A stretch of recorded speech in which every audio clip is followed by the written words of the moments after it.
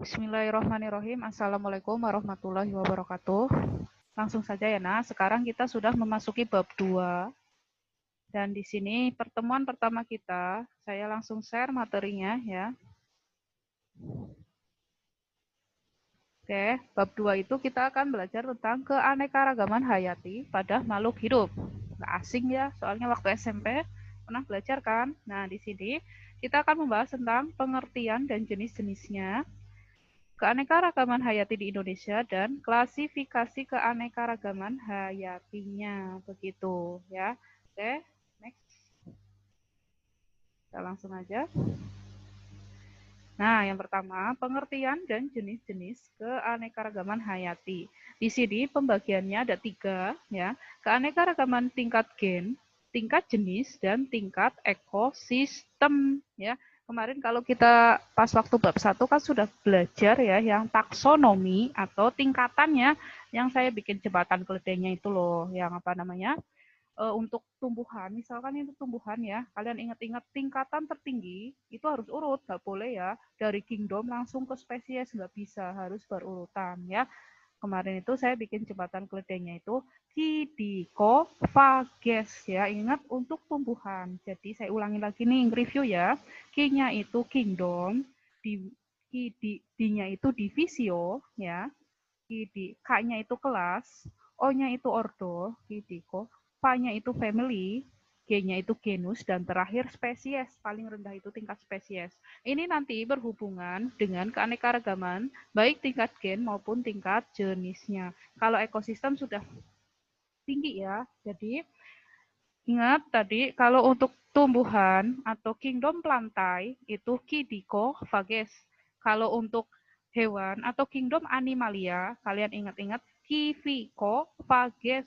Divisinya cuma diganti filum, begitu doang ya. Oke, kita next ya. Jadi kalian ingat-ingat ada 3 tingkatannya itu, jenis-jenisnya ya. Keanekaragaman tingkat gen, tingkat jenis, dan tingkat ekosistem. Nah, slide selanjutnya kita akan membahas tentang keanekaragaman tingkat gen. Nah, ini contohnya manusia nih, ya. Dari satu manusia ini banyak sekali macam-macamnya ya. Ini bisa dilihat dari suku-sukunya mungkinan ya. Nah, maksud di sini apa itu keanekaragaman gen? Maksudnya keanekaragaman individu dalam satu jenis makhluk hidup. Sebagai contoh ya, manusia itu kan nama latinnya apa? Homo sapiens ya. Jadi dia masuk dalam tingkat gen, maksud di sini, tapi berbeda rasnya ya. Maksudnya di sini ada mungkin dari matanya beda ya, warna pupilnya, warna irisnya ya. Ada yang warna hijau, ada yang warna biru. Kalau kita Asia itu rumputnya banyaknya itu warna hitam ya. Ada sebagian juga coklat, tapi umumnya itu hitam ya. Terusan mungkin ada yang kuning. Kayak orang barat itu kan kebanyakan warna biru. Bisa dilihat dari ras apa ini namanya? Iris matanya ya. Atau yang gampang lagi, maaf ini bukan ngomongin apa namanya ya, takutnya ini warna kulit juga ya bisa ngaruhin ya. Ras ya, bukan bukan bukan lagi ngomongin apa ya. Jadi terus ataupun yang lainnya itu bisa dilihat dari warna ini ya, bentuk rambut ya. Dan ini ada contoh yang keriting, ini ada contoh yang lurus. Atau nggak usah jauh-jauh deh, dari ini aja ya, apa keluarga kalian ya. Contohnya bapaknya mungkin keriting, ibunya lurus. Nanti mungkin ada lahir yang ikut bapak, yang ikut ibu, ataupun dominasiannya begitu ya. Jadi maksud dari sini keanekaragaman tingkat gen itu keanekaragaman individu dalam satu jenis makhluk hidup ya. Satu namanya manusia ya, tapi banyak macam-macamnya. Kalau pada tumbuhan itu gampang ya. Sebagai contoh, pisang.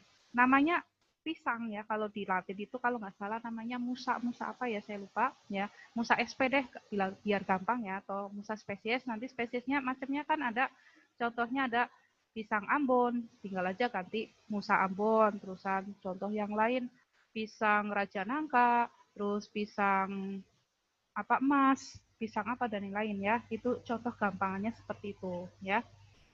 Ataupun mangga yang lain ya. Mangga kalau nama latinnya itu Mangifera. Kepanjangannya apa? Udah dikasih aja di belakangnya SP, spesies ya. Nanti ada contohnya Mangifera harum manis, Mangifera indramayu, dan lain-lain. Kan itu intinya satu spesiesnya mangga, Mangifera, tapi banyak macamnya, begitu maksudnya ya. Oke, yang kedua ada keanekaragaman tingkat jenis. Nah, ini udah mulai tinggi nih. Tadi yang paling rendah kan spesies. Nah, kalau jenis itu di atasnya spesies. Ingat tadi Kidikopages, berarti ada si genus ya. Satu spesies, maksudnya satu genus dalam satu genus maupun di atasnya lagi Kidikopa, di atasnya genus ada famili ya, genus maupun famili tapi banyak spesiesnya, maksudnya masih dalam satu genus tapi macam-macam spesiesnya begitu. Ini ada contoh bangsa palem ya, palmae ya kalau di bahasa Latin ya. Ini tapi spesiesnya macam-macam. Ada kelapa, ada pinang, ada lontar, ada pinang merah, aren, kelapa sawit. Ini kan spesiesnya nama latinnya beda-beda semua nih ya. Tapi masih dalam satu genus. Genusnya itu tadi palmae, palem ya biar gampangnya. Ataupun contoh yang lain, tingkat di atasnya famili, kok ada ordo ya, sebagai contoh pada hewan aja deh yang gampang ya. Contohnya ada kucing, ada harimau, ada singa. Itu kan macam-macam spesiesnya beda-beda, tapi masih dalam satu ordo. Ordonya apa? Dia pemakan daging atau karnivora begitu. Ya itu sebagai contoh ya. Baik itu masih satu keluarga atau familia, masih satu genus, masih satu ordo, itu tingkat jenis. Jangan sampai ketukar ya antara gen dengan jenis tadi begitu ya. Oke, selanjutnya ada tingkat tertinggi, itu ada tingkat ekosistem. Oke, kita kan tahu ya ekosistem itu apa namanya, kalau diurut-urutan kan setelah individu populasi, setelah populasi komunitas, setelah komunitas barulah ekosistem begitu ya. Jadi ekosistem itu bisa aja hubungan timbal balik antara lingkungan biotik dengan abiotik ya. Biotik hidup, abiotik tidak hidup. Ingat kalau di biologi ada awalan A artinya tidak ya. Selain contoh tadi biotik abiotik, contohnya ada vertebrata tulang belakang, avertebrata tidak bertulang belakang begitu ya. Jadi ini ekosistem pengertian tadi. Nah, di sini maksudnya apa? Bagaimana keanekaragaman ekosistem? Keanekaragaman tingkat ekosistem terjadi akibat adanya perbedaan letak geografis. Geografis berarti ini struktur keadaan buminya ya. Maksudnya contohnya aja kita di Indonesia aja pun kita jenisnya hutannya hutan hujan tropis ya. Mungkin kita kan termasuk tropis ya. Tapi mungkin kalau yang di keadaan geografis yang memiliki iklim subtropis itu bukan hutan hujan tropis, tapi nanti ada macam-macam yang lainnya begitu ya. Ini ada contoh selain hutan, ada semak, ada kebun, ada terumbu karang, ada terumbu karang, ada laut, dan ada danau. Jadi di sini bisa kalian bedakan ya. Masuk ke ekosistem darat, ini contohnya hutan, semak, kebun ya. Ini yang terumbu karang, laut, danau, ini masuknya ke ekosistem perairan ya. Nanti ada yang alami, ada yang buatan. Ekosistem alami contohnya kalau perairan ada danau, ada laut, ada sungai. Kalau buatannya apa perairan? Contohnya kolam, akuarium, tambak ya. Intinya ada, kalau buatan itu gampangannya ada campur tangan manusia. Kalau alami memang sudah ada ya dari Tuhan istilahnya ya. Jadi kalau daratan, kalian pun saya yakin bisa membedakan ya, yang daratan dengan yang perairan. Sama, di daratan pun ada yang alami, ada yang buatan. Daratan, misalkan yang alami ya ini hutan, ya. Kalau yang buatannya apa Bu? Bisa taman, ya. Itu kan ada campur tangan manusia, begitu. Ya, ini tingkat ekosistem. Oke, next. keanekaragaman hayati di Indonesia. Jadi kita akan mempelajari persebaran flora. Flora itu tumbuh-tumbuhannya ya, jangan sampai ketukar. Fauna, hewan-hewannya. Terus manfaat dan nilai keanekaragaman hayati. Yang keempat ada aktivitas manusia mempengaruhi keanekaragaman hayati. Ini juga sangat disorot nanti ya. Ini yang bagian 4. Upaya pelestarian. Berarti ini ada pencegahan ya supaya mungkin adanya kerusakan. Ya, ini berhubungan dengan yang nomor 4 begitu ya. Oke. Next selanjutnya kita bahas dulu yang persebaran flora atau persebaran tumbuhan di Indonesia. Yang pertama, flora di Indonesia mencakup dalam kawasan Malaysiana, ya, yang terdiri dari Indonesia, Filipina, Malaysia, Solomon, Papua New Guinea. Ini masuk semuanya itu hampir di Asia Tenggara ya. Ya, selanjutnya, persebaran flora di Indonesia tidak merata. Karena kita sendiri kan tahu nih, Indonesia kan termasuk pulau sama negara kepulauannya gitu. Hujan hutan tropis di Kalimantan mempunyai keanekaragaman tumbuhan paling tinggi ya. Ini diakui ya di dunia pun Kalimantan itu seperti paru-parunya ya, kayak kalau di Amerika kan ada Amazon ya. Jadi ini kalau semua adanya kerusakan atau kebakaran hutan pun ini bisa berimbas ke negara-negara yang lainnya ya.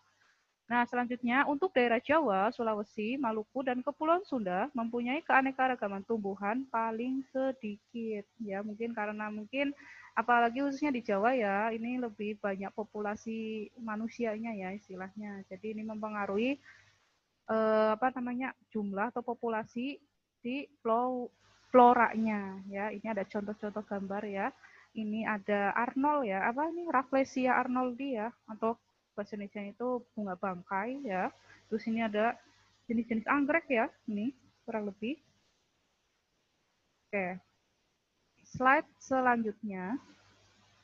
Kalau tadi flora, sekarang kita faunanya ya, fauna atau hewan. Jadi Wallace, pembuat garis Wallace ya, biasanya nih kalau penemuan itu diambil dari nama penemunya ya, jadi tokohnya si Wallace, terus dia menemukan nama garis Wallace ya, sehingga diabadikan lah istilahnya ya, jadi namanya garis Wallace ya.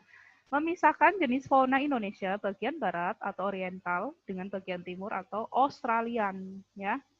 Di sini Weber membuat garis memisahkan jenis fauna Indonesia bagian timur dan tengah yang dikenal dengan sebagai daerah peralihan antara oriental dengan Australian. Nah, ini kalian bisa lihat ya, ini jelas sekali gambarannya. Ini pulau Indonesia, ini peta Indonesia misalkan ya. Ini si garis Wallace-nya. Ingat, tadi bagian timur, ini bagian timur nih, berarti menyakup Irian Jaya atau Papua ya, dataran Sahul. Ini ada Halmahera ya, ini Halmahera ya. Dia masuknya ke daerah Australian, faunanya Australian nih ya. Jadi nanti ada ciri khasnya, ada hewan. Contohnya kalau fauna Australia yang terkenal sekali ya, di sini ada burung cendrawasih, terusan mungkin juga ada apa itu namanya ya? Ini yang intinya punya ciri khasnya ya, floranya, faunanya.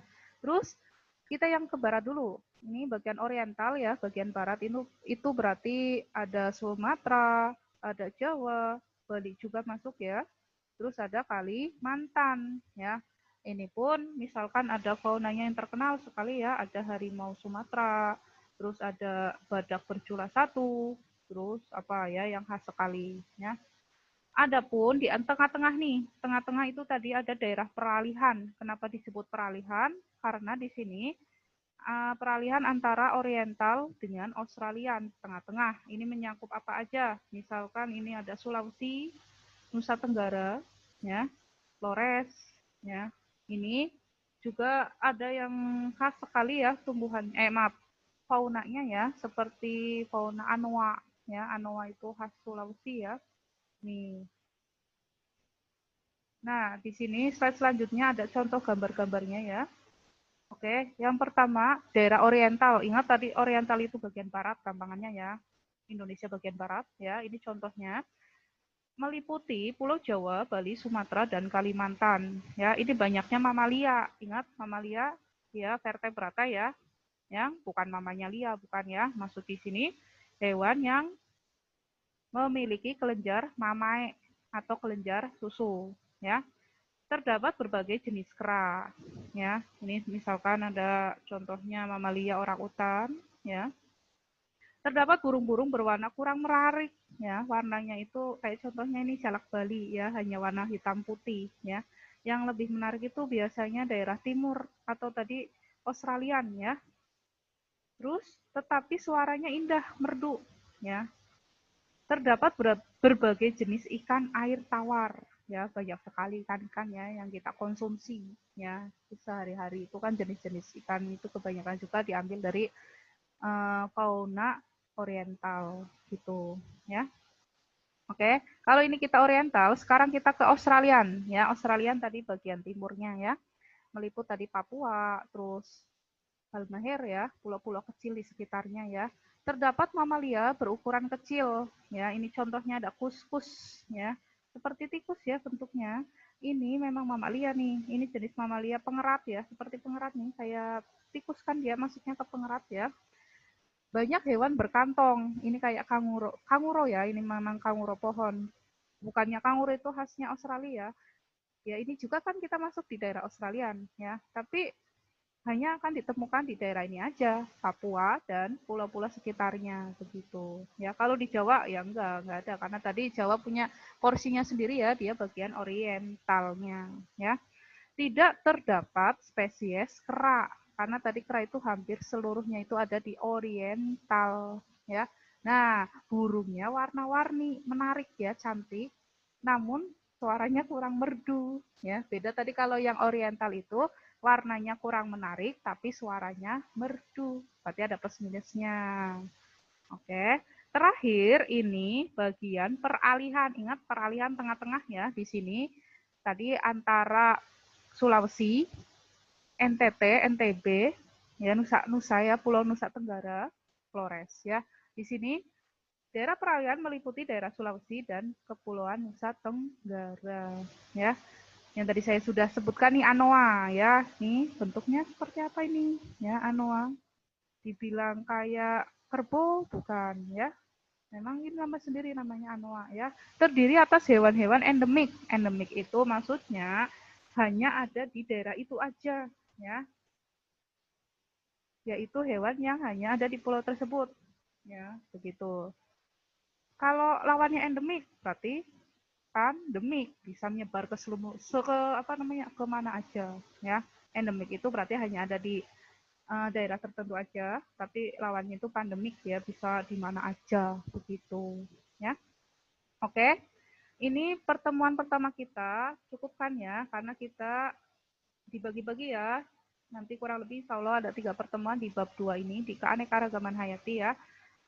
Jadi kita baru membahas tentang bagian pengertian dan juga keanekaragaman hayati di Indonesia. Oke, berarti insya Allah pertemuan selanjutnya itu, pertemuan terakhirnya itu di bab 2, ada klasifikasi keanekaragaman hayatinya, begitu ya.